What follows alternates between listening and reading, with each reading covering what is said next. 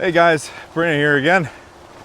Just thought I'd talk about basically immigration protests around the world heating up.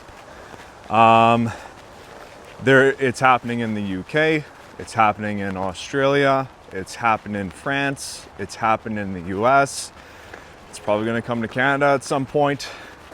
And no one really understands why all these migrants are coming into these countries. And so I thought I'd explain this video today why I think that is. So in my personal opinion, I think it all comes down to economics and demographics. And so if you take a look at all these developed countries, all their birth rates are below 2. So Canada, I believe, is 1.3, US is 1.6, Australia maybe 1.6 as well. But anyways, the trend is they're all below replacement level. So a lot of these countries where these migrants are coming from, their birth rates are actually above 2. And that tends to happen with more educated countries and more well-developed countries, is that they decide to have less kids. Whether that be for personal reasons, economic reasons, or even actual biology reasons where they can have kids. But with the more or less developed countries, population rates are actually exploding. Well, not exploding, but they are higher. So if you have a declining population, it's an eventuality you're going to have a declining economy. Because, well, with the financial system that we have, the money supply can only ever go up. So whenever somebody says, oh, in power, that we need to bring down inflation, we need to kill it, I just kind of laugh to myself because, well, inflation is endemic in the system. You can't get rid of it. You can reduce it, but if you try to end it, that's when real problems start to arise. That's when things really start to collapse. So a lot of people are just mad in regards to migrants coming abroad because the cultures are different, the beliefs are different, the values are different. Personally, I don't have a problem with any of it as long as immigrants, when they come in, it's done legally, the crime rates don't explode, and, well, the country doesn't fall apart, really.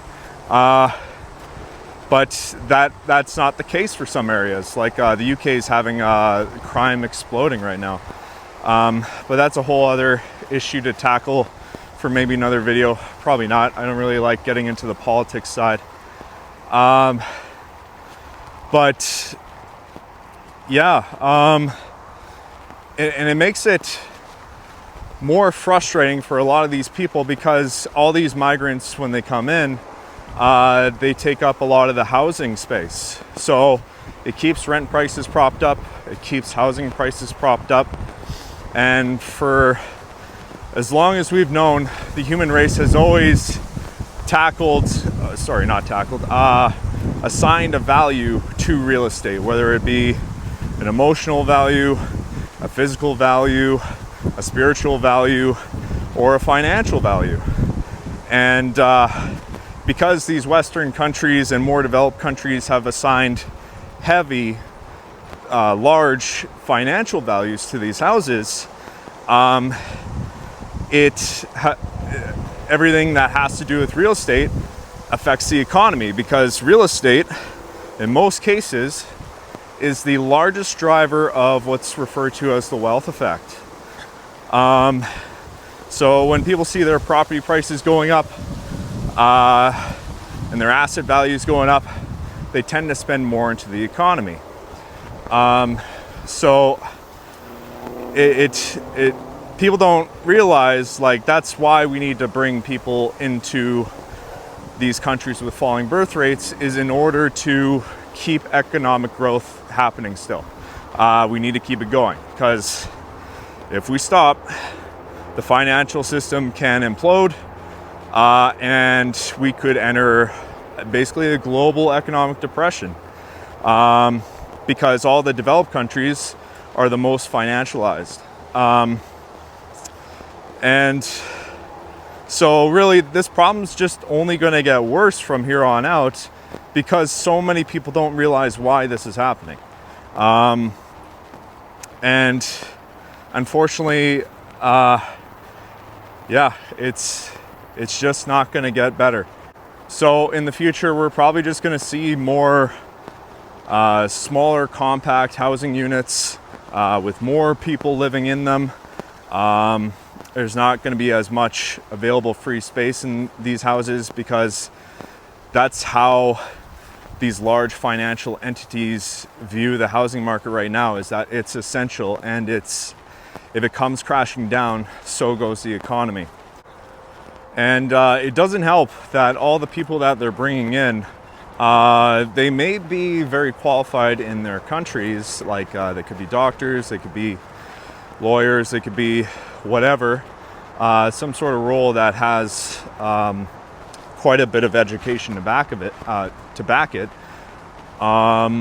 but those credentials aren't recognized here. So a doctor from Kenya could be a Tim Hortons worker here. So even though we bring in these people to prop up these prices, it more than likely contributes to stagnant growth in the economy, because the growth just isn't keeping pace with the population. So there's going to be a time, well, probably for the next decade or so, where we're going to experience some heavy stagflation in all of these developed economies. And that's one of the largest drivers towards that stagflation. So yeah, buckle down here, get ready for higher prices, lower growth, because it's not going to get better for a while, unfortunately. But yeah, look for ways to essentially be okay with lowering your standard of living, because it's coming for a lot of people, unfortunately. So yeah, thanks for watching. That's kind of my theory on things. Please give this video a like, comment, and share it with anyone who you think would be interested in learning this kind of stuff. So thanks for watching. Bye.